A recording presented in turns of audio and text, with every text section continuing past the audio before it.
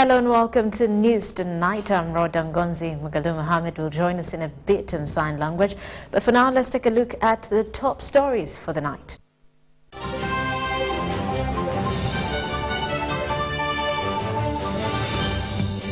Corruption almost claimed Kadaga's life. Minister Kamya cancels resolution to summon Musisi. 160 residents arrested over electricity theft. On the international scene, drones, missiles launched from Iran in the area. Let's take a look. Kuntandiko y'omwaka guno Speaker wa Parliament Right Honorable Rebecca Alintwala Kadaga yaddusibwa mu ddwaliro Nakasero oluvannyuma lw'okufunamu ate okunafuwa nga kyajjave Morocco.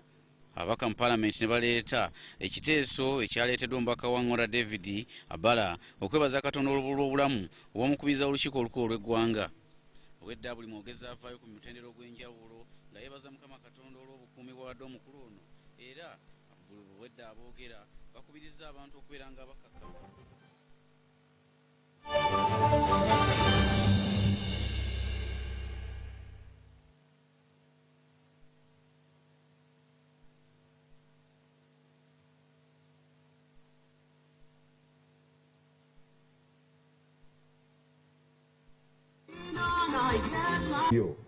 We prayed, we telephoned heaven, and God answered our prayers. Praise the Lord. From their respective religious inclinations, religious leaders challenged everyone in leadership to always be humbled. Many times we take things for granted, we take our life for granted. You're stuck in the jam for 2 hours, other people, they come and with their sirens and they go. When I entered here, people did not stand. Others came and people stood. My brother here talked about the titles. Some were invited to greet the people. Not everyone came to greet the people. And it's so easy to take things for granted. Deputy Speaker of Parliament Jacob Olanya told members to embrace peace rather than hate. People talk of love and there's so many things. But friendship is that unconditional connection with another person. Friendship breaks barriers. Speaker of Parliament Rebecca Kadaga pronounced the untold corruption at Simba Dam that caused her sudden pressure. In the contract for Simba Dam, we were supposed to have a bridge and a road from Buganda to Busoga. So I said, you know what? I will not allow you to commission this dam until you build the bridge. So I came back at night, telephoned the president. I said, there's a breach of contract. These guys want to leave. The road is not done. The bridge is not done. I also wrote the Ministry of Finance.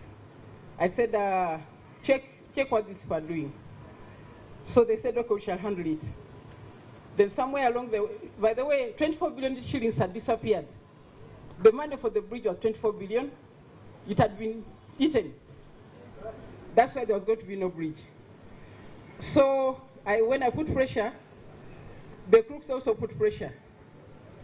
They concocted some fictitious cases against the company, China Water, and in less than a week, they had a court order to garnish all their accounts, the shilling account, the dollar account, the second dollar account. Speaker Kadaga expressed worries over the highly rising corruption, especially in the public sector. She, however, thanked those that prayed for her during the hard times of her illness. So when I came back, I was trying to write my speech, but I did not develop pressure. Then one of my friends came and said, I don't think you're looking well. When she took my pressure, it was about 500. He said, let's go, leave those papers, let's go. That's how I went to the hospital. So, while in the hospital, I told God that, I don't know whether the president remembered talk about the bridge, because I wasn't there. I said, I'm not sure that he talked about it. Maybe it's not going to be built. Then I also said, by the way, God, I have done a lot of work on your behalf. At the same event, however, prayers for the success of the Commonwealth Parliamentary Conference were said. Susan Naonga reporting for UBC News.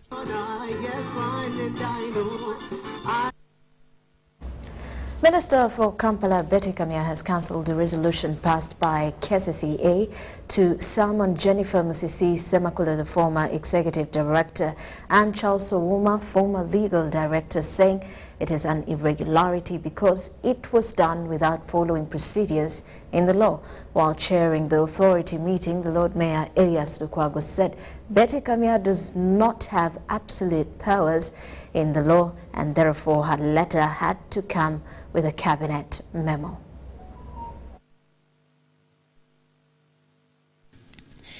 Authority meeting of 9th September resolved that the former KCC Executive Director Jennifer Musisi and Charles Owuma, former legal director, be summoned to authority and given a fair hearing as regards to the over 69 billion shillings loss to KCCA in legal costs. Investigations indicate that all these were executed without permission from KCCA management and consent judgment signed by Charles Owuma. A letter titled Procedure in Implementing Council Resolutions from the Office of the Minister for Kampala Affairs indicates that these resolutions and others were passed without following appropriate procedures laid out in the law of first signing of minutes of the meeting. Question raising issues of minutes. This to be books to meet our standards. If there be anybody who takes that course of action, really, you will be doing a service to the authority. But this business also, do you know what it means? This, that is wrong. Let it be done officially. You write, you have your offices, you are councillors. And appeal. Come and be in the meetings here and appreciate what takes place here in the council. So when she's talking and writing, she's writing from the point of information. And then have specifically another meeting for it, where people are going to be invited without giving any excuse, so that they can come and answer the issues that are raising because they are very critical, touching public funds. The Lord Mayor Elias Lukwago said the meeting was continuous and minutes were still being compiled and preparing to be signed in the subsequent meeting as it is in the rules. Jennifer Musisi and Charles Owuma had been summoned to appear before authority on 26th of this month. She considers that the matter is in contravention of the Federal Government policy to say yes, I'm exercising my discretion to veto it, but I'm forwarding it now to Cabinet for ratification. The acting Deputy Executive Director, KCCA, Sam Serunkuma, said the summons should be extended. Meanwhile, following a group of complainants from Wandegea Market over mistreatment by the current leadership, the authority has instituted a committee to investigate the matter or have that leadership stopped. Currently, there has been a power struggle in Wandegea, but the authority wanted to force out Jita and the committee today, but I advised that we need to listen to what the matter is in the market. We need to listen to Jita and his committee, what the challenges are, before we take a decision. It also came to the attention of the authority that government does not have money to implement the KCCA drainage master plan that is estimated to take over 400 billion Ugandan shillings. World Bank gave us some money to implement partial of the master drainage plan. We are about to start in Alukolongo, but we are constrained of the compensation for the people settled near the drainage. Money for construction is there, but money for compensation is not there. We have partially implemented in some areas, but it has little impact until we get the amount of money we need. The meeting has been adjourned to 26th September. I'm Nafka Farida, reporting in Kampala. And the August House has seconded a motion for the galvanization of legislators to usher the success of the Commonwealth Parliamentary Conference slated for 22nd to 29th September this year. As Ivan Kawa reports, legislators agreed that the event will market Uganda, thereby commending the Speaker for her role in ensuring the 64th Commonwealth Parliamentary Conference is held in the country.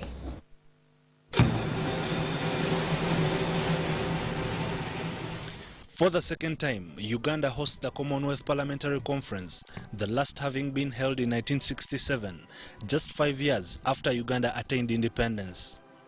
Dokolo North Member of Parliament, Paul Amoru, fronted a motion seeking members and staff of Parliament to dedicate their commitment to ensure success of the 64th Commonwealth Parliamentary Conference. 2. The government and the people of Uganda successfully play host to the 64th CPC. Madam Speaker, I beg to move. No objection was made over this matter.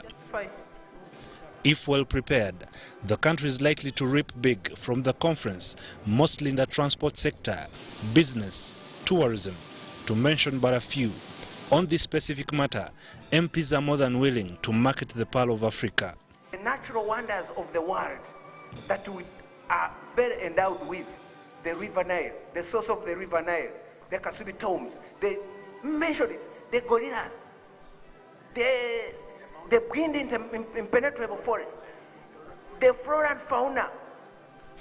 It is from this conference that the Speaker of Parliament will assume presidency of the Commonwealth Parliamentary Association. The profile, her method of presentation really makes Uganda proud. So I'm appealing to Ugandans, if you have any other contrary view about Kadaga, as a person, leave it outside. But take it up at a very high profile when it comes to the governance of this country, when it comes to the leadership of this country. Immediate action should be put on proper garbage disposal, managing traffic flow in the city and pollution. There you find management of waste is an issue. So I request that we should declare some day of national cleaning up exercise so that we have a very clean country by the time these visitors come. MPs, on the other hand, demand that security agencies reaffirm a peaceful environment during and after the conference. That during this conference, let's hope nothing happens. And I've always talked that we're members of the international community. We're members of the global village. And anything that happens damages the image of the country. And we shall make sure that it succeeds.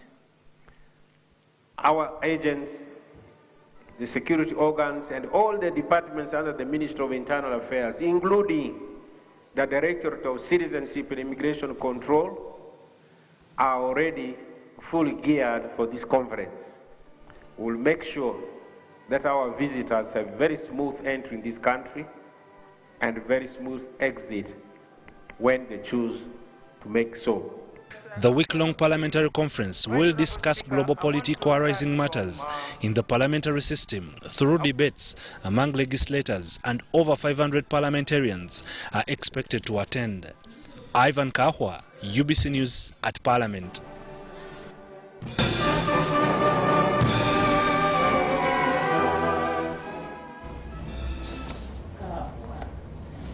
Let's head to Somalia. Officials from African Union Mission to Somalia have expressed worry over what may become of their peace efforts if the troops quit in 2021 as planned. A Deputy AMISOM Force Commander, General James Nakibas Lakara, says the process of peace troops exiting Somalia should not be rushed to avoid regrets. This concern comes on the heels of AMISOM transitional plan, where the foreign troops are programmed to hand over security roles to Somali authorities in 2021. Here are the details. It is on rare occasions that one will drive more than a kilometer on any road in Somalia and not find an armored vehicle. Most of these belong to African Union to Somalia, a peacekeeping undertaking that was put in place to restore order in the country. This kind of situation was necessitated by insurgency that had torn the country into pieces, where a day never passed without hearing a gunshot. The effects of that were always disastrous. The enthusiasm with which the African Union is committed to creating peace in Somalia, I think, is what has held this mission on cause. Several years later, the number of attacks by this Al-Qaeda-leaning terrorist group Al-Shabaab has reduced, a milestone worth celebrating. What shows that we are succeeding, we've seen a total drop in attacks in Mogadishu. So far we've had, last month we had 3 attacks. The previous month there were 6. In Ramadan there was no attack, unbelievably. This shows that the strategy we have taken over of capturing towns and holding them is working. Within this year alone, areas falling under Sector 1, we've had so many areas liberated from the hands of Al-Shabaab. At the beginning of the year, we had the liberation of Barire, we had Sabid Anole, we have recaptured El Salini, and recently, last month, we captured Ergero. It is not yet over until it is over is an old adage that is seemingly synonymous with the current situation in Somalia. Calm may have returned, but something could still be wanting. Even when I'm in my hotel room, I am advised to remain in this body armor to avoid risks that may come with security threats that Somalia currently faces. But that aside, as I put this helmet down, because it's really making me sweat for now, the questions Ugandans, Africans, and many other peace-loving people in the world could be asking is, how prepared is Somalia to take on the peace and security mantle in their own country should the planned exit of UPDF and other AMISOM contributing troops come into force in 2021? Al-Shabaab taxes runs the tax system. Over the last, like last year alone, in the Lower Shabelle area, they made $21 million. In Mogadishu, 30. They even tax in Mogadishu. They call, they say, you brought in 2 containers of this, pay so much. If you don't pay, we'll sort you out. And they pay. The biggest threat in our operations are improvised explosive devices. Some of you may not have heard about those, but that is the biggest threat. It may not be necessarily a weapon of choice, but it's a preferred weapon by Al-Shabaab. One, it's cheap. Such shortcomings could be some of the reasons why transition plan needs careful crafting, lest the 12-year-old peace effort goes to waste. If it is done in a rush, and the conditions are, the right conditions have not been created, certainly our concern would be that the gains that have been made over time are lost. That what all these efforts and sacrifices made come to naught. Certainly that is a big concern to AMISOM, and certainly I believe to the African Union. So ours is to speak and say, create the necessary conditions, okay, for AMISOM exit. AMISOM is not intending to leave. AMISOM is compelled to leave. The Somalia Transition Plan was endorsed by the African Union Peace and Security Council on 30th April 2018. This move has seen AMISOM register progress in implementing its mandate, guided by the transition plan as developed by the federal government of Somalia. Henry Okrut, UBC.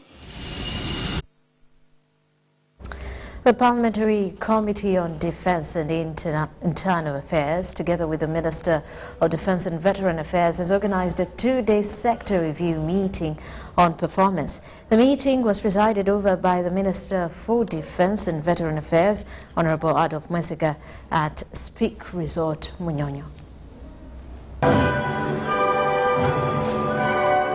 Every financial year, the Ministry of Defence and Veteran Affairs submits its policy statement for evaluation to the Parliamentary Committee on Defence and Internal Affairs. However, Due to the tight schedule, the policy statement was not exhaustively examined, thus organizing a 2-day sector review to accomplish the task. Is for us to acquaint ourselves on how we proceed when we're in Parliament, and we also get to know how we proceed when we're with the defense sector.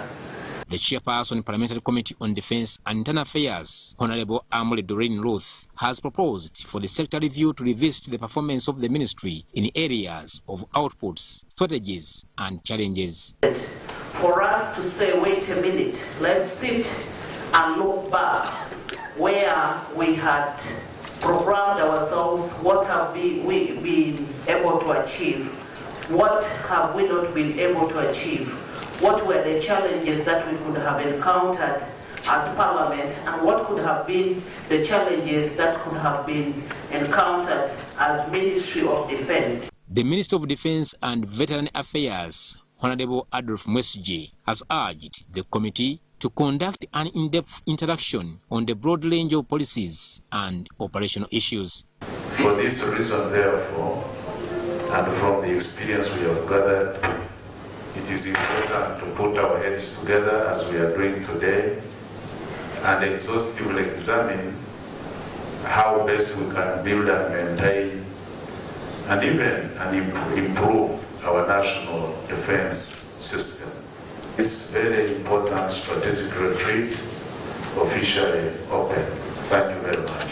During the 2-day retreat, the committee will be briefed on UPDF troops in Somalia, welfare, infrastructure development, and funding. Mutesa Sera Haruna, reporting for Ubc News at Munyonyo.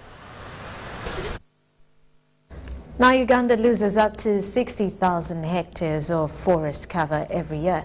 This is partly due to the booming population at a rate of 3.6% per annum, contributing to diverse effects of climate change. The Chief Executive Officer, Youth Go Green Uganda, Edwin Muhumuza, says it's high time we engage young people in protecting forest cover. Climate change continues to threaten the existence and survival of humankind. The irony is, however, man's activities are mainly the very reason human existence is at stake. The insatiable demand for fuel and timber by the booming population has left vast chunks of forest cover depleted. Edwin Muhumuza calls for immediate action by all Ugandans. We have faced prolonged droughts, we have floods, we have mudslides. Of course, this is as a result of the greenhouse gases. It is not only in Uganda, but the international community is concerned. Whereas Uganda has put in place national environmental laws and climate policies, there is still massive deforestation in the country. According to the Paris Agreement, every country is mandated to take action on climate change with the target to reduce the global temperatures by at least 2.5 degrees Celsius. To this effect, Muhumuza has mobilized millions of young people to petition the Speaker of Parliament on Friday 20th this week. We will see millions of young people walk out of school, walk out of homes, walk out of their premises and workplaces to demand for climate justice, to ask for government, to ask different stakeholders to put in action certain interventions that must be taken. Over the years, a number of cases have been reported about people backfilling wetlands and destroying natural forests to no avail. Why come out now? It's not that we have been quiet, but this is the time that we are taking action. It's the reason we have come up and we are now energetic enough. We have joined the global community to ensure that no more construction, no more investment, and no more destruction of the wetlands. Representing Minister for Environment, Proscovia Nanyonjo from Buganda Kingdom, noted that Buganda has started a tree planting campaign in all its counties to replace the natural forest cover. Buganda has earmarked 10 million trees in the next 5 years, and we're using our structures. Those will be in the 18 counties. We've already started in Busiro and Chagwe. Chagwe already had our people with 210 acres. These are individuals who give their land and say we need our trees there. She says in its norm, Buganda Kingdom provides for bulungi involving plantation of trees and clogging drainages and clearing bushes. Stakeholders urge all Ugandans to join the campaign and demand for climate justice. Mutonyi Hilda, UBC. Celebrities and artists have been implored to put their talents in rightful use rather than waste it on ungodly activities. This was the message from Reverend Father Simon Peter Sechanzi, who was the main celebrant as the celebrity fraternity turned up at Rubaga Cathedral for this year's Thanksgiving Mass.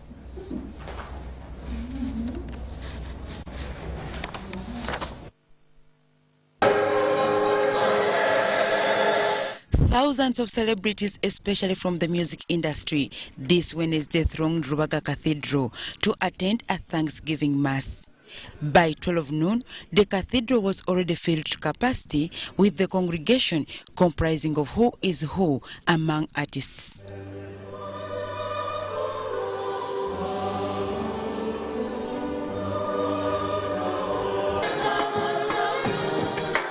Shortly, the Mass would start with the procession led by Reverend Father Simon Peter Sechanzi. In his homily, Father Sechanzi called on people in the celebrity fraternity to thank God for the different talents that he entrusted them with, emphasizing the importance of using talents to glorify but not undermine God.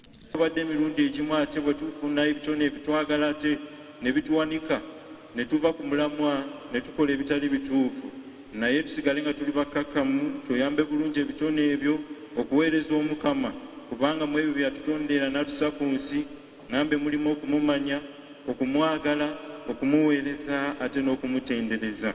Then it was time for the congregation to take their thanksgiving offerings to the Lord.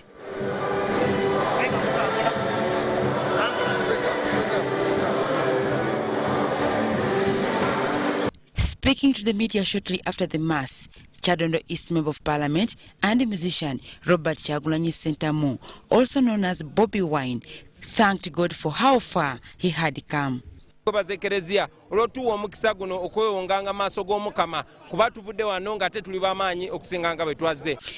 celebrities also shared their prayer requests, with most of them categorically praying for security for the whole country. Akwekiriza amna kongera kusaba Katonda tukulembere mu bintu n'ebintu tugenda okwasaganya mu bbanga eritali mpamvu nnyo erijja. Okuyiganyizibwa abamu battibwa, so nkakasa nti okubeerawo kwabo mu maaso ga Katonda gesi kya nnungi nnyo era nnene nnyo. We are praying to God to ensure that we find that zeal and valor, that solidarity to fight against injustice.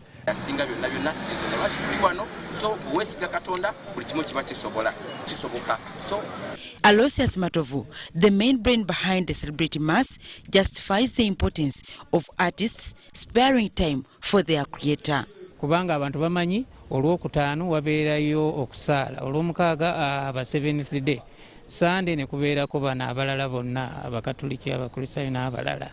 Naye ate ennaku kwe tusinga okukolera kitegeeza tuyinza obutalabika nnyo mu masinzizo, kyokka nga te bw'oba osazeewo nti nja kufissangawo akadde okafissaawo noyogerako ne Mukama Katonda wo. However, Matovu regrets missing out on an opportunity to recite his poem that he specifically prepared for the congregation on a day like this. Tubeeredde mulungi oyo Katonda w'amagye eyatuwa obulamu nga tetumumusabye, eyatuwa amagezi okuyiiya n'okutetenkanya. This was the third time since the idea for celebrities to have Thanksgiving Mass was hatched in 2018. Dorcas Kimono, UBC TV News. Now, a total of 24 people have been supported with artificial limbs from the Narayan Sevasastan, an Indian group. The group has supported over 600 disabled people with artificial limbs and wheelchairs since 2016. Here's the story.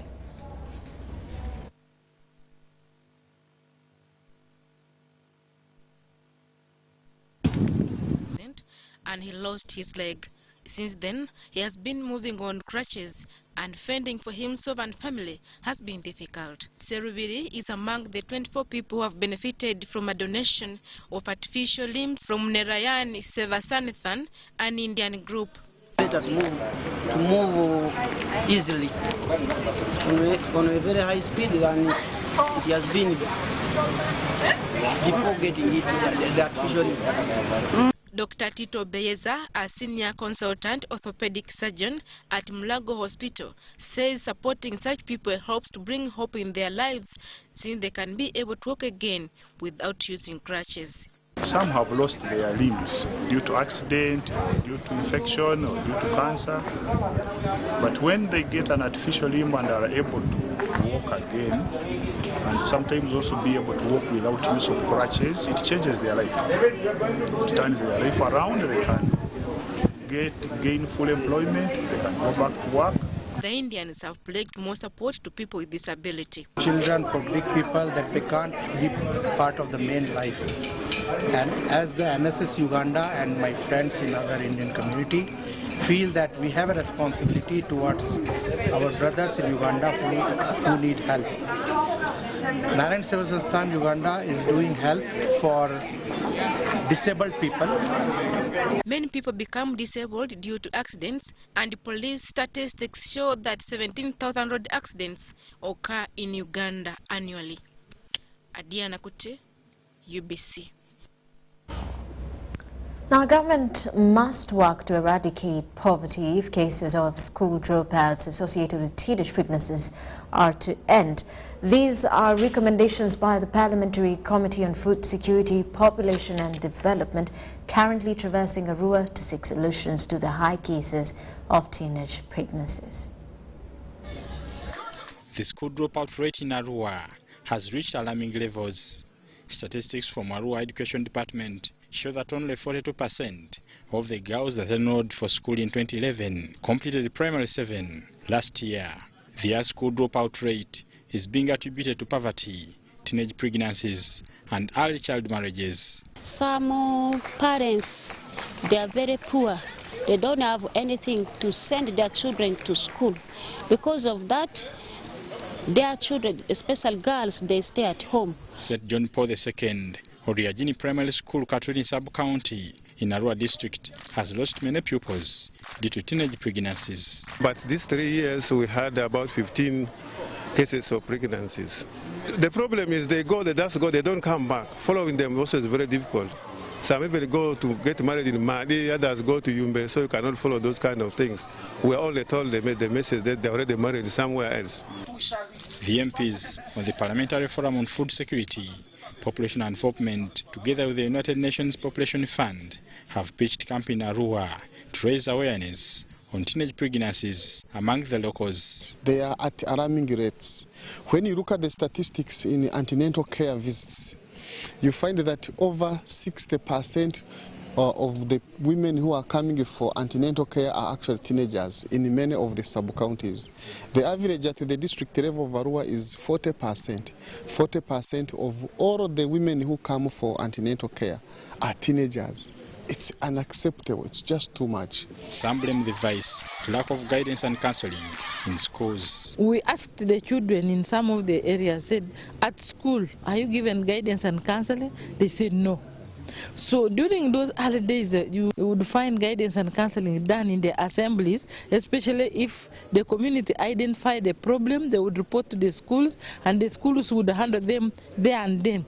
According to legislators, more efforts should be put in fighting poverty in the region. They should not marry off children before they clock the age of 18. And consent by the children is very important, not simply to look at their daughters as the sources of wealth. They look at them in terms of dowry. You can go to bride wealth or bride price. The skills they need. How do we grow vegetables for the market here?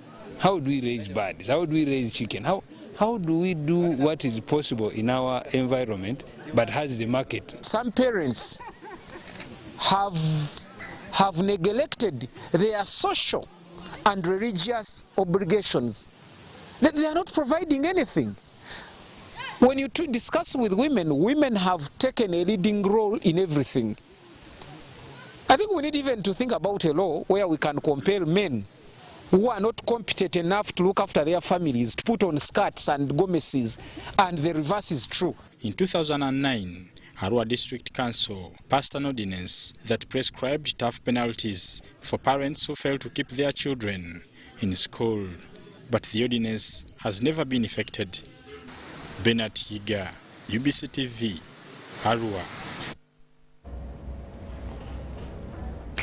Now, several families in Lwengo district whose plants and houses were destroyed by a hailstorm have received maize seeds donated by Abdul Chitata, the MP for Bukoto West constituency. Over 70 houses and plantations were destroyed and washed away by the hailstorm that hit 5 villages of Bijaba, Busumbi, Buwumuliro, Chisana and Chisamba in Chazanga sub-county. The LC1 chairperson, Bijaba village, Ahmed Mayanja, who expressed worry over a looming famine, pleaded to government to come up with aid for his people by providing relief aid.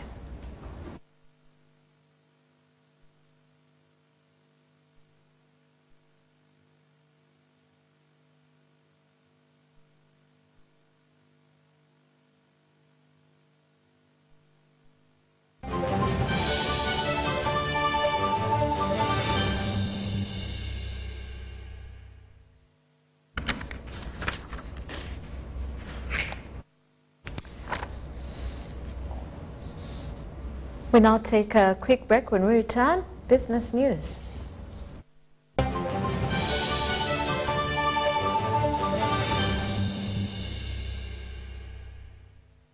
Every dream has a challenging journey.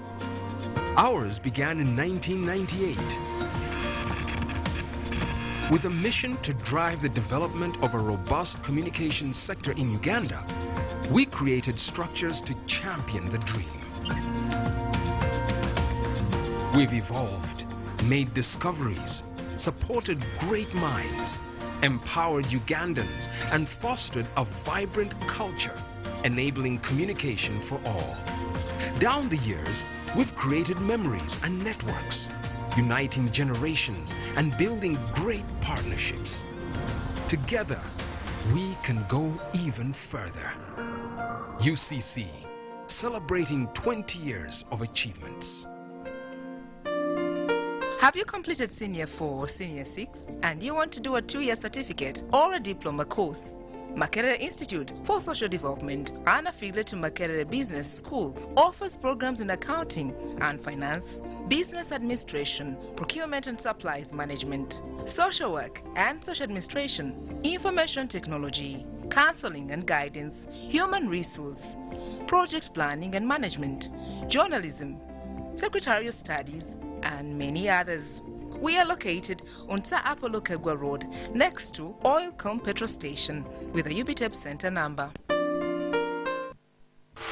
Ladies and gentlemen, welcome to the Pain Arena. Introducing on the right corner, Mr. Action, the reigning heavyweight champion in the ring against the Headache, the #1 contender. And the bell rings. Headache charges forward with a steady right and a left hook. Action dodges. He misses out with an inch. Wait a minute. Mr. Action launches back with a kick. The final blow. He is out.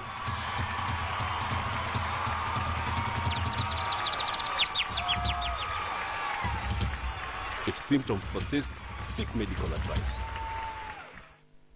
Does heartburn stop you from eating the things you love? Eating too fast, alcohol or spicy food can trigger acidity, heartburn, indigestion or flatulence. Your best bet is Better Cool. Better Cool works fast to relieve acidity, heartburn and indigestion. Trust Better Cool. Enjoy life. If symptoms persist, seek medical advice. Paying taxi is a civic duty. This September is all about you. URA has prepared this month to identify, recognize, and celebrate compliant small to medium enterprises, SMEs. Come and access a number of activities lined up from the 25th to 27th September at Kolo Independence Grounds, featuring the Bombaya Business Summit on SME business success. That's not all. There will be a host of free services like yellow fever vaccination, an employment hub with jobs and free career guidance, instant business registration, and issuance of driving permits. These activities will will run daily from 8 a.m. to 5 p.m. Entrance is free. For more information, email info@ura.go.ug or visit our website www.ura.go.ug,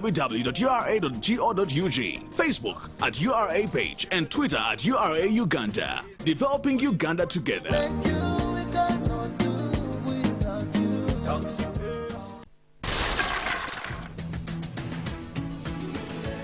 Measles and rubella outbreaks are still being reported in some districts in Uganda, putting the lives of our children at risk. In order to stop these outbreaks and maintain a polio-free Uganda, the Ministry of Health has planned a national measles, rubella and polio immunization campaign for all children under 15 years of age on 16th to 20th October 2019, starting 8 a.m. to 5 p.m. All vaccines are safe, effective, and free. Parents and caretakers are hereby asked to take all children under 15 years of age for immunization at the nearest health facility or immunization post. Ministry of Health also calls upon everybody to report any child with a fever and generalized skin rash to the nearest health facility or health worker immediately. This could be measles or rubella. This message is brought to you by the Ministry of Health with support from World Health Organization and UNICEF.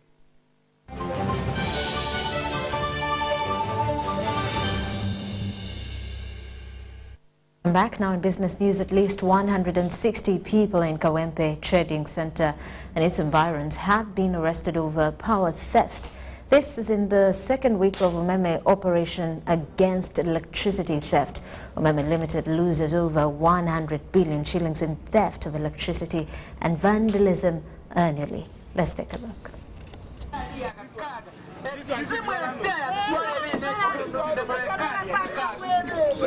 Several residents of Kawempe Division have been arrested for stealing electricity. This was in an operation by Umeme officials with support from Uganda Police Force. We have disconnected over 200 installations with bypasses. We have gotten over 200 meters that have been interfered with. We also have several buildings that we have bought with direct supply and have been stealing power. The operation, which is continuing and will soon be expanded to cover other regions of the country, is aimed at reducing power losses, curbing risks associated with power theft, and enhancing the quality of power on the grid. We are seeing the benefit trickle in because the line that brings power to this area has dropped consumption by up to 10%. About 15,000 units per day have been saved because of this operation, and it's continuing. We are operating during day and night, and the operation is continuing, and we are urging the public to actually come forward and report those that are causing this energy loss, that are consuming power illegally. Although some residents supported the operation, concerns on the cost of electricity units were raised. Amasanze ga bei, amasanze unit kati eri mu 10, batusalire ku masanyaza amasanyaze galekera okubbibwa. Kwa buli wootuuka amasanze ga bei tukole ki? Nekati unit obanga ogisasulira nusu 10. Service fee y'omuti, service fee oteekayo ettanga bakusala 10,400 zote ziriiko service fee, so tozifunamu. On average, Umeme Utility Company loses an estimated 100 billion shillings annually in power theft and vandalism. Penalties for the crime range from caution, community service, and a maximum fine of 2 million shillings. Meanwhile, government has cautioned against the speedy adoption of public-private partnerships as a financing tool for big projects. According to Dr. Fred Muhumuza, an economist, PPPs, if not carefully implemented, might pile the government with more debts rather than relieving it. Dennis Segoa has more. Uganda is among African countries that are adopting the public-private partnership PPP approach in the financing of mega infrastructural projects. PPP is a cooperative arrangement between two or more public and private sectors, typically of a long-term nature. Our annual requirement for infrastructure development is close to 170 billion US dollars, but we can manage to raise 100 billion US dollars annually. The gap between between our needs and what we can raise cannot certainly come from governments. As we seek to develop infrastructure, we acknowledge the inadequacies of the traditional mode of infrastructure financing. Although this financing too looks rosy and probably the best approach in reducing the debt problem the country is currently grappling with, there is more than what catches the eye, warns Dr. Fred Muhumuza, an economist. The other part is mitigation of what we call macroeconomic risks. All these projects factor in an element of what will the dollar be. Because remember, I'm raising money in local shillings, but I'm paying my loans in dollars. How many of you can tell me what the dollar will be, the shilling and the dollar in 2030? Anybody with an idea? The oil itself is walking away. You see, now you're bringing all these things. But if I am investing in your road project today, and I expect to recover my money in the next 20 years, collecting Uganda shillings, converting them into dollars to pay back where I got the money, I need to have that certainty. PPP is becoming a source of increasing concern, especially for the least developed economies. So our governance is the problem. So before you get good governance, don't even venture into road projects. Rubowa, he said if it is built, and indeed if it is built, Rubowa is already an illegality. But the bigger problem will the hospital really function. Will it function? It was built on the premise that government was spending $70 million on paying for people going abroad for treatment. Auditor General found it was $7 million per year, not 70. So already you are beginning from a wrong premise. Public-private partnerships combine the skills and resources of both the public and private sectors through sharing of risks and responsibilities. This enables governments to benefit from the expertise of the sector and allows them to focus on policy, planning and regulation. Dennis Igoa for UBC News.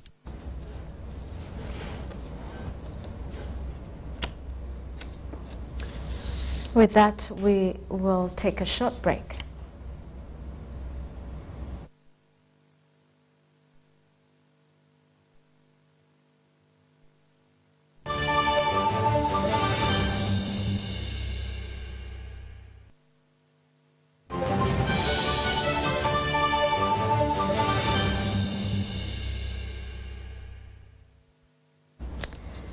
In sports, the need for a standard Olympic-sized swimming pool has dominated proceedings during the reception of Uganda's team that took part in the 13th Africa Junior Swimming Championship in Tunisia.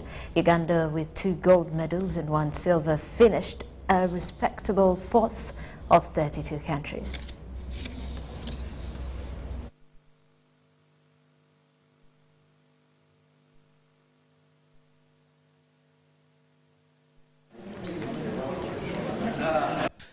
State Minister for Sports Charles Bakabalindi has led the plaudits for Uganda's team that represented at the 13th Africa Junior Swimming Championships in Tunisia.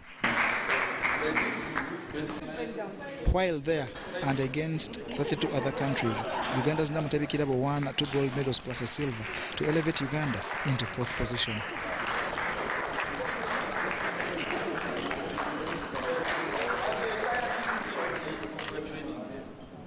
For a feat such as this to be attained with almost no perfect infrastructure in the lead up to the tournament is amazing for a country like Uganda.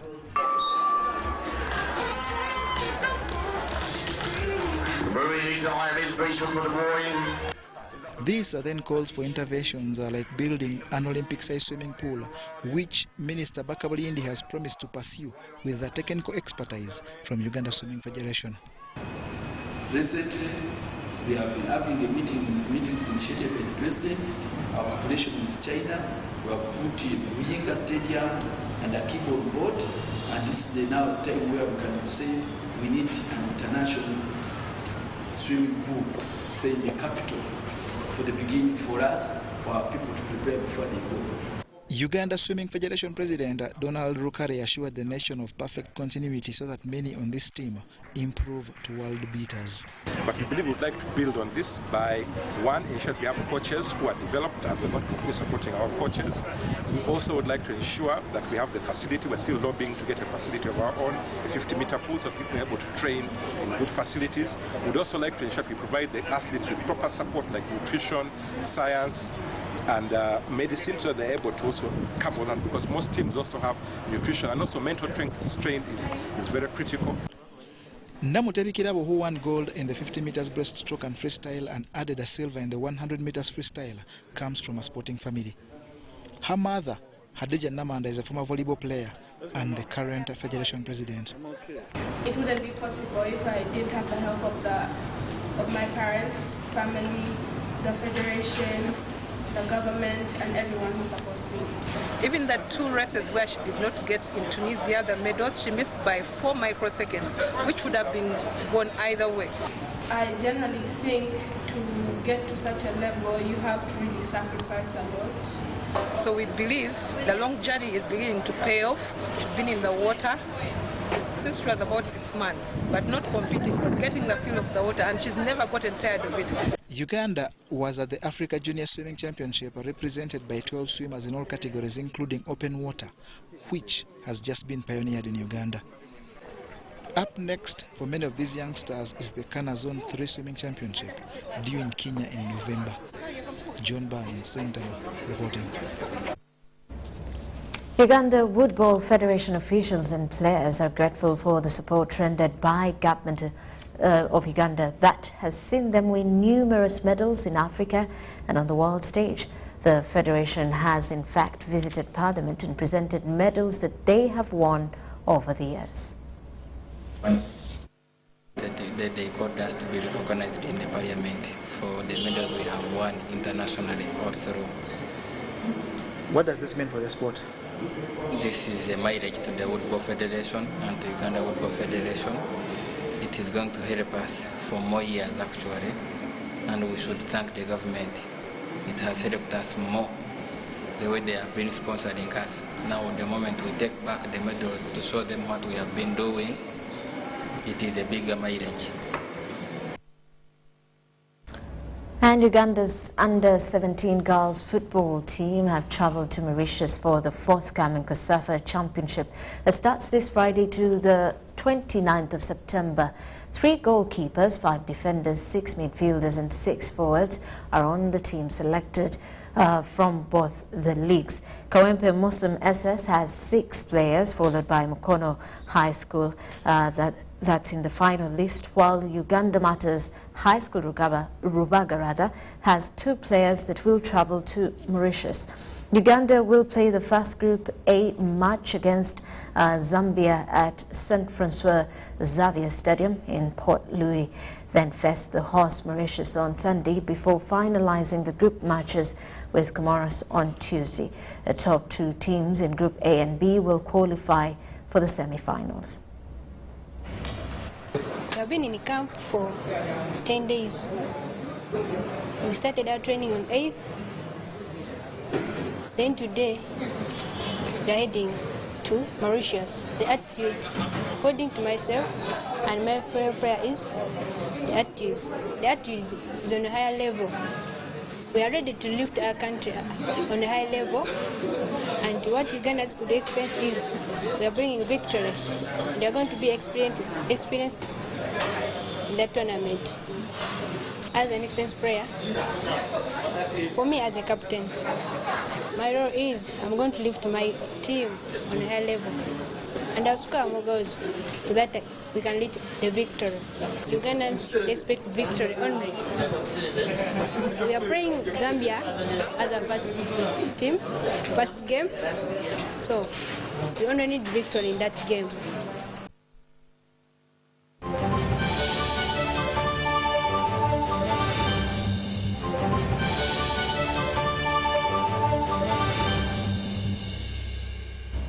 And now a quick one on the headlines.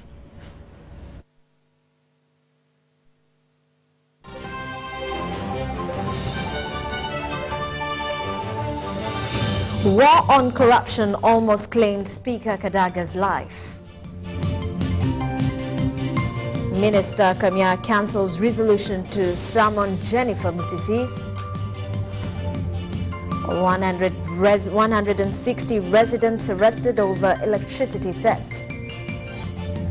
On the international scene, drones, missiles launched from Iran. And in sports, under-17 girls team travels to Mauritius.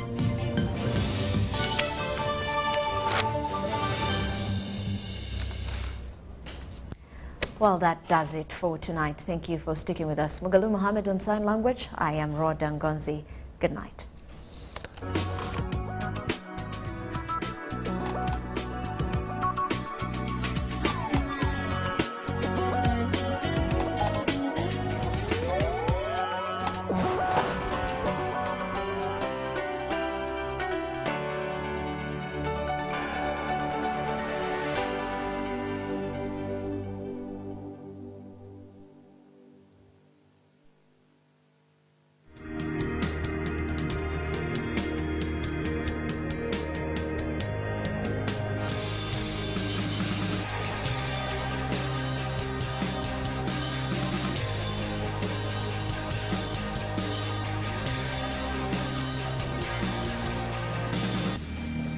Well, dear friends, welcome once again to our program.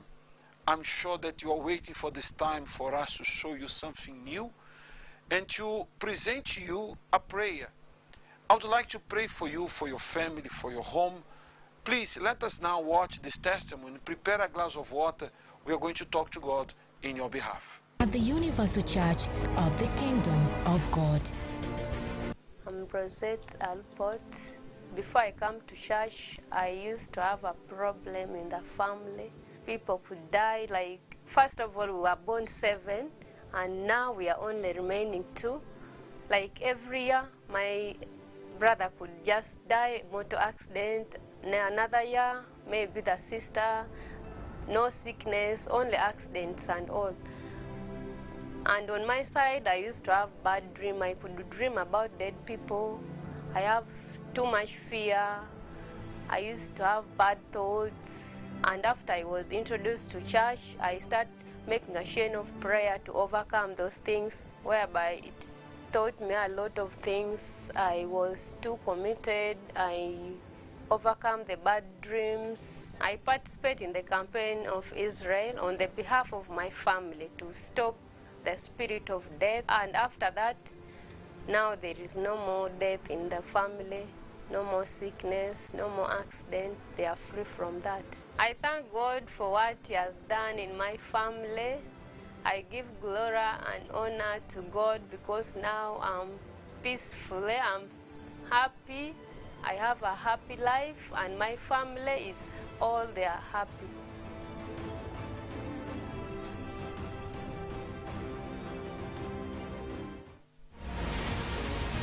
The biggest movie event. See the true life story of Edil Macedo in Nothing to Lose 2. Edil Macedo has no idea what's coming. When your idea requires more faith. God is with me too. Do you think that God is only with you? So are these the tapes? When the truth outweighs the lies. You can't hide the truth. Wherever Edil goes, his gang only gets bigger. Don't miss Uganda's biggest movie event of the year. On the 13th of October, 10 a.m. at Freedom City, Namasuba. The second sequel of the Nothing to Lose movie. To book your free ticket, visit the nearest UCKG branch or call now on 0703 682 146 or 0776 213 731. Nothing to Lose 2, the movie event.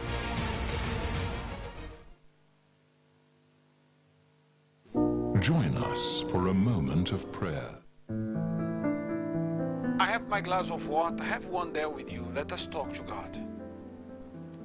My Lord and my Father, in the name of your Son, Jesus Christ, I pray that everything, my Lord Jesus, that is hindering, impeding, holding this person to overcome, my God, you can remove.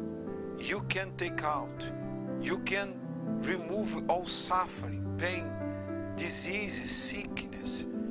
My Lord, if this person is suffering for so long, now it's time for you to show your glory. So bless their lives. In Jesus' name, amen. Let us drink from this water.